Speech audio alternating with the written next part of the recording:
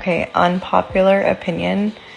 The guys with the least amount of money are the most worried about a girl using them for money or like taking advantage of them for money. Guys that actually have money are never worried about this, in my experience. Like, guys with real money, they don't even talk about it. They're not worried. You're not just wrong, you're stupid. Now wait just a minute. And you're ugly, just like your mum. Alright, woman, tell me that you've never dated a rich dude without telling me you've never dated a rich dude. Just because you watched a bunch of guys on social media spend impossible amounts of money on women doesn't mean you know a thing about wealthy men.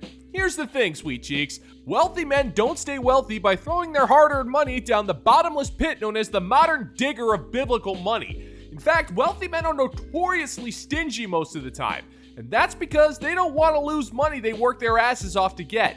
Any luxury item a man buys is an investment that is meant to appreciate in value over time. Other than that, they are some of the cheapest bastards you'll ever meet, sweetheart. That's why the wealthiest men in the world will pay for meals with coupons, while dudes who know nothing about money will shower you with gifts if it means you'll show them a minimum amount of affection. And you're the type of woman whose affection is for sale to the highest bidder. That means you're no longer a single woman looking for a relationship. If your temporary loyalty comes with a price tag, that makes you something else entirely.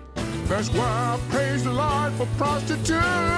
Let's talk about my Hinge date from last night as I get ready for dinner. So we went out for a drink last night. Prior to the date, we didn't exchange many messages. I am somebody that likes to get right to the date because I feel like that's the best way to get to know somebody. I know a lot of people in the comments were mad that the first date was just a drink, but to be totally honest with you, I actually prefer the first date to be a drink because I don't know if I'm gonna like them enough to spend a whole dinner with somebody. When I got to the bar and I saw him, I was relieved because sometimes you don't know if you're gonna be attracted to somebody based on photos in a profile, but he was super cute. Boring. You know, I'm just sitting here and watching these morons prattle on and on about their failed dates, and the thought just kind of occurred to me. There are people out there who actually make an investment of time and emotion into these boring-ass stories. I mean, just imagine for a second an entire population of mindless drones actually invested in these stories about dates that go absolutely nowhere, and they leave meaningless comments and empty platitudes about how her special someone is just out there, just standing around with his thumb up his pooper and ready to give up his freedom and dignity just for her to boss him around and make his life a living hell. I mean, that's the modern woman's dream in a nutshell when you think about it. She acts like she's this damsel in distress in a fantasy story. But the way I write that particular story is the dragon eats the woman and the brave knight fist bumps the dragon for doing him a solid. Then he goes home, watches some reruns of the Ben Stiller show, then goes to axe throwing practice. Why not? It's a better story than where you're going with this, sister. But I will say, once we sat down and started chatting, I realized we didn't really have a connection. The conversation felt very forced. And I'm not at all trying to be offensive to him. I just found myself not engaged in the conversation, and that's never a good sign, especially on a first date. For me, something super important when I'm dating is to find someone I can have playful conversation with and have banter with.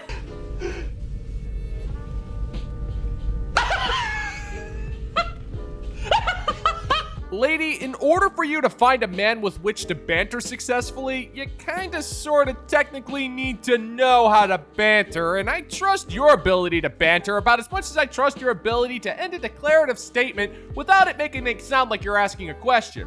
And your storytelling abilities? Yeah, they're about as compelling as a mandatory 9-hour lecture on the subject of selling name placards to amnesia patients. Now, it's very possible that it was a boring conversation, but judging from that god-awful eyeliner, I'm inclined to believe that you're about 8 feet under the bottom feeders in the intellectual department. Now, don't get me wrong, first dates are incredibly awkward, and sometimes there is no chemistry, but that's just the way it is.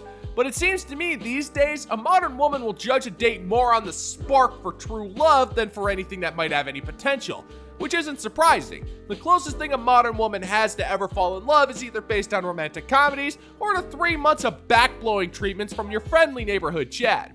Either way, you fully invested yourself into false emotional garbage, and that's your problem. I did end the date early after one drink because I just didn't feel like it was fair to either one of us to waste more time. Overall, I'm really happy I went. I think it's important to put yourself out there. hard to know if you're compatible with someone until you actually go out with them. Whenever I get discouraged after first dates with someone that I'm not very compatible with, I remind myself that every date with the wrong person is one date closer to your date with the right person. So yeah, it was unfortunately not a match, but we are not giving up. I'll keep you posted. Ooh, yeah. I'm gonna have to go ahead and sort of disagree with you there. Oh, you got that backwards, sister. The more time you waste going on first dates just means that the right man will slip further and further away from you. You gotta face the truth, woman. That clock is ticking and the meter known as your ovaries has been running this whole time. You only have so much time on the dating market, and the more time you waste being picky with these first dates, the fewer men are going to be interested in you. And that's because, as biology has stated since the beginning of life itself, males are, generally speaking, attracted to youth and fertility. And time is not on your side, woman. Never has been. The longer you waste on these first dates, the less likely a man's gonna want to settle for you. And there isn't a man who's just magically waiting in some line of fate and waiting for his turn to date you. He's not going to be delivered to you on a silver platter. Life isn't a delivery service. If you want a man to desire you, you have to be desirable. That's how this whole thing works, and it's kind of hard for that to happen when you do next to nothing and then immediately start to cope when nothing happens in your favor. That man isn't waiting for you. If he's going to be waiting for anything, he's going to be in the line for the Raptor at Cedar Point. Well, what do you know? The Egg Foo Young was right this whole time. All hail. Remember, your biological clock is ticking. This one's for the men who just say they've given up on Western women and are gonna go abroad for a woman. I understand some of your frustrations, but if you're gonna be a passport bro, there are certain downsides. First of all, you have no idea if this woman is using you for a visa or your money. You're not gonna be able to have fun banter with her. She might be more feminine, but she might not feel like your best friend. She might feel more like a maid service. Number two, you're definitely gonna run into some cultural differences. Is she gonna be willing to give up her family, her friends, her career just to come to the States for you? You guys are also gonna run into the issue of where to live. Or are you willing to move there? Passport broing is a cop-out for something that can be easily solved.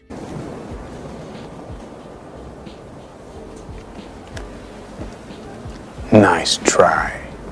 All right, woman, let's see if we can get this straight here. For the last few decades, modern women have made it their mission to spew nothing but pure, unadulterated hate towards men. In the eyes of modern women, men are worthless human beings responsible for all of society's woes. We're dusty, psychotic, oafish losers who aren't good enough for you.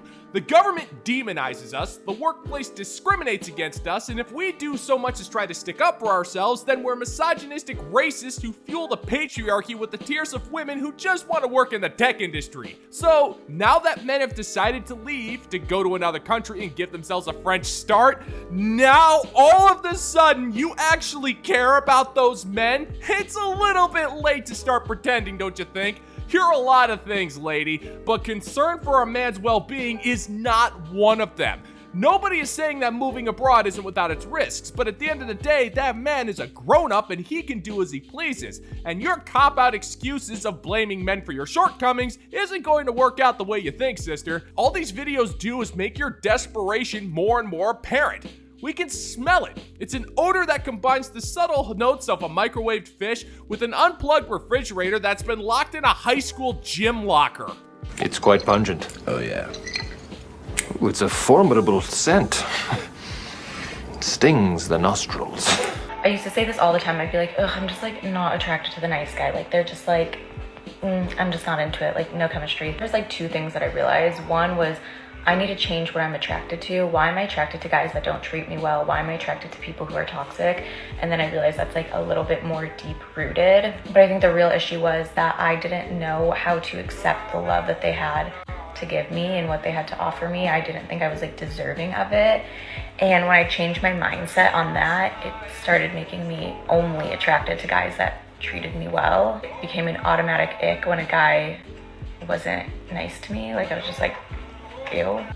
Really?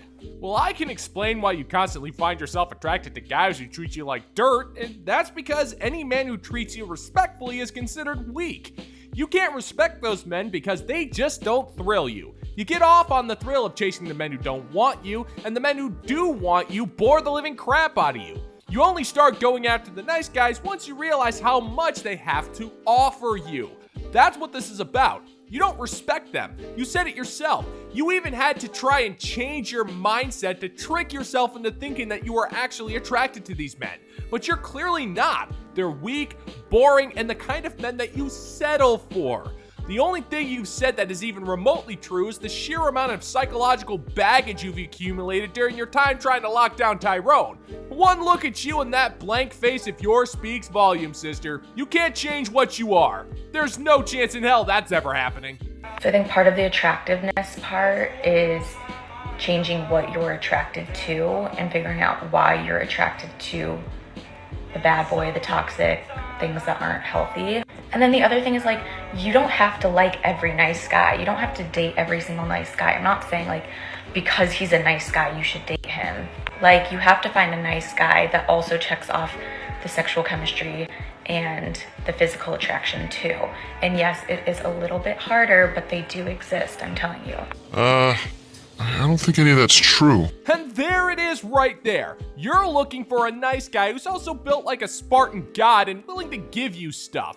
Now, nobody's going to argue about having to be physically attracted to someone. That goes without saying, but come on, woman. We all know what you mean when you're talking about chemistry. You're suggesting to find a man with the physical and sexual prowess of your garden variety Chad, but with the giving nature of a simp. Lady, what you're looking for isn't hard to find. It's virtually impossible, and here's why.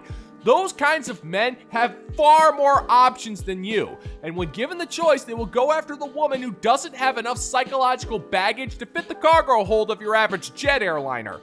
Those women are able to provide a hell of a lot more to that man at a significantly lower cost. And you're effectively telling this man that you want his money, you want his body, and in return, you'll add on to his life in ways that just aren't worth it. I mean, prove me wrong, woman. You've yet to say what you are willing to give this man. Only about what you want and what you need from this imaginary fellow.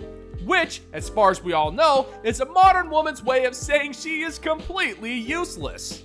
Trust me, I was that girl for so long, and I still have like moments where I like doubt it or think like maybe I won't be able to find the guy that is nice, that I'm attracted to, all those things, whatever. But I'm learning that it is possible, and if you just do a little extra work, you know, work on some issues that we've had in the past, heal some traumas, it is possible, and it's a lot better.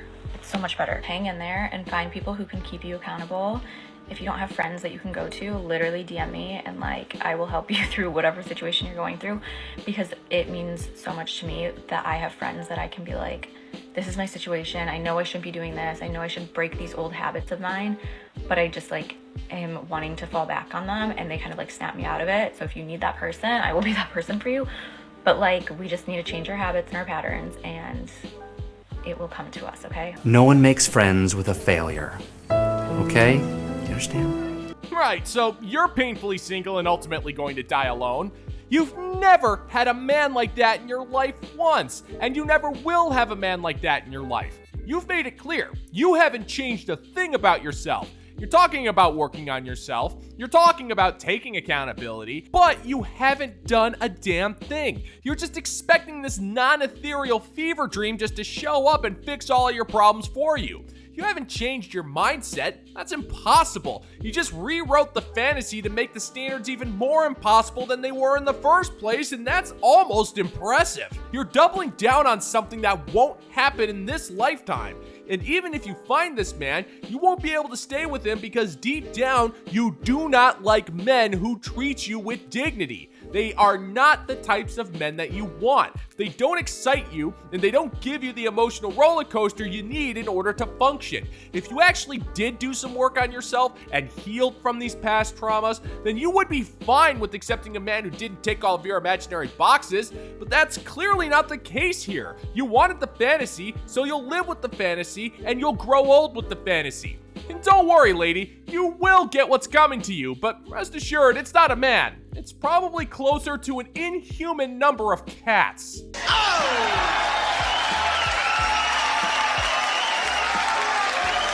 And that is gonna do it for today's video, gentlemen and gents. And as always, if you find that my particular brand of comedy is bringing you to the brink of laughter, then why don't you scroll on down and click that like and subscribe button. Ring the notification bell, leave a couple of comments, make sure to share this video so we can give the good old-fashioned middle finger to the YouTube algorithm.